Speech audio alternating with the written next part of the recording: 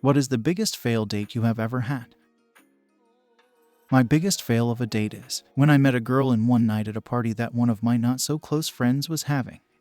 She was pretty attractive, and she was really outgoing and fun to be with. So, after the night of getting to know this woman, I was infatuated with her. So, I decided to ask her on a date. She said sure. So, we went on this date, which she decided would be fun.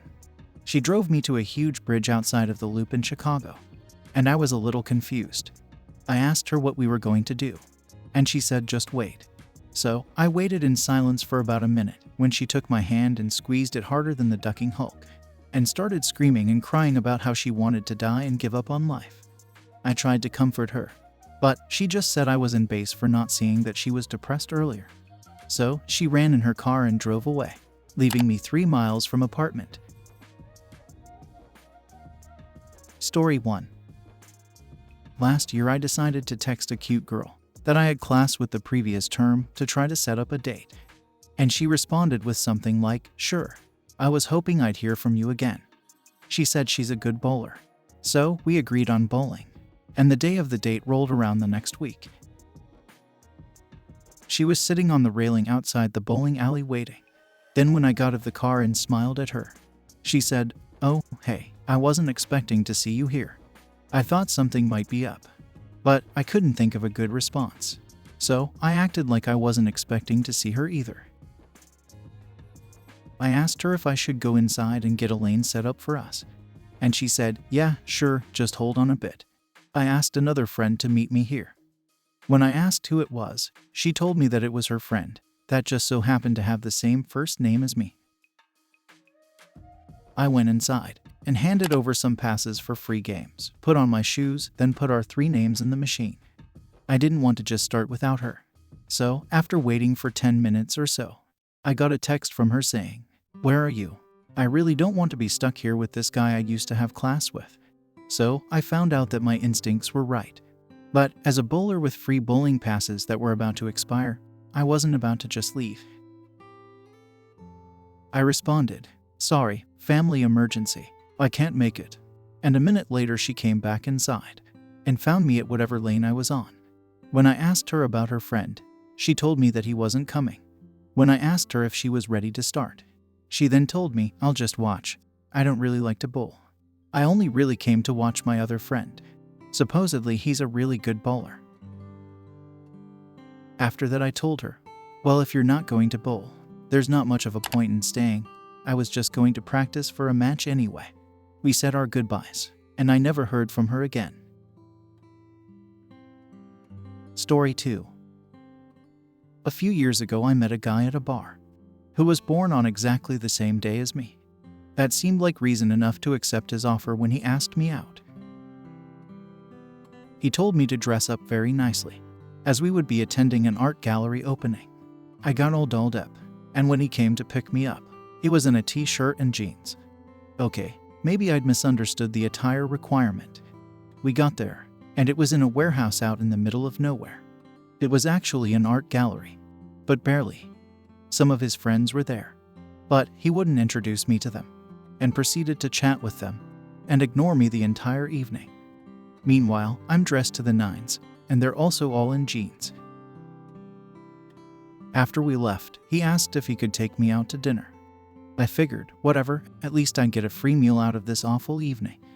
We hit up a nice pizza joint and ordered a pizza. As I reached for a second slice, he just looks at me and says, wow, a second slice. Really? Geez, you're a house. So I ate the rest of the pizza. Story 3. In high school, I went out on a date with a guy from a different town who went to an alternative high school. Well, sort of a date. He met me at Boomer's, Dave and Buster's kind of place, with outdoor go-karts and indoor arcade. You get the drift. To hang out with mutual friends. The date started with him making out with one of my male friends up against a pinball machine, and ended with my mom dropping him off at his grandparents' house, where he insisted we come inside and see his pet iguana. His grandmother kept telling my mom her skin was so soft, and attempting to pet her, while his grandfather sat in the corner facing the wall. I was in the most confused state I have ever been in my entire life. I didn't call him again, despite receiving multiple calls from him. A few weeks after the first date, I got a string of emails from him telling me he was going to overdose on pills because he was in love with me, deciding to err on the side of caution. I called 911 and I met him telling him so. He IM'd me the next day saying a bunch of bull about how I had saved his life and that he was forever in my debt. For a while after that, about once a week or so, I would come home from school to a bouquet of roses on my doorstep. Then I came home once to his grandfather's car in the driveway. The grandfather gets out and tells me that I should just date his grandson already. He also told me that I was a bitch for calling 911 when I should have just gone over to his house to check on him, since he was behind him at the computer disappointment him what to type, and also said that he had been the one dropping off the bouquets on my doorstep. Jesus Christ.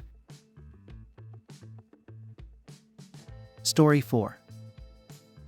I went out with a guy who wore the puffy shirt from Seinfeld. I swear this was the same shirt. I looked beyond that, or at least tried to, and continued with the date. He later had a meltdown in his car, because I said hello to a male friend we had seen while we were at a coffee shop, and laughed when he told a story to me. He said my laugh was factual towards him, and that he shouldn't have fallen for me so quickly, and wouldn't have if he'd known I'd cheat on him so fast. He was crying really hard the whole way back to my house. It was the most awkward car ride home ever. We never talked again. Story 5. Not as mortifying as some I've read, but by far my worst date. It was a first date with a guy I met online. We'd had some nice conversations and decided to meet up one night for sushi.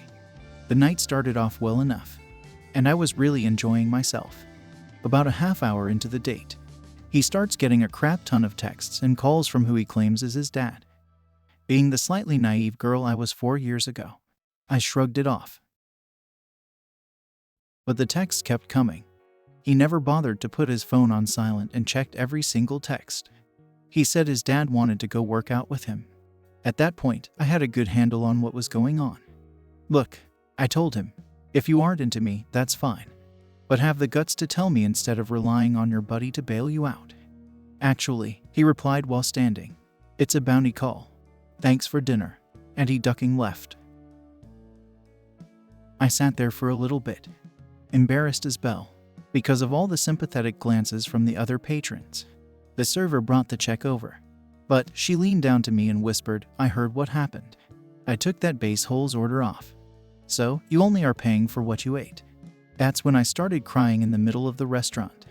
I left the server a massive tip for her generosity, and spent the rest of the night drowning my sorrows in wine, Ben and Jerry's, and Love Actually. Story 6. The summer after graduating from high school, I went on a date with a girl I had been friends with for a while. We decided to go to a fair a few towns over. We walk around, eat some fried foods, go on a ride or two. Things were going great, and many laughs were had. We then went on a ride similar to a zipper or salt and pepper shaker. Lots of spinning upside down and so on. About halfway through the ride, the funnel cake I had earlier decided that it did not want to remain in my stomach. With her sitting next to me, I commenced throwing up. And then we flip upside down, and my barf comes right back at my face. I had enough sense to keep most of it away from her. As she emerged from the ride puke-free, I did not. We have now been dating for over 6 years, are currently engaged, and will be married next summer.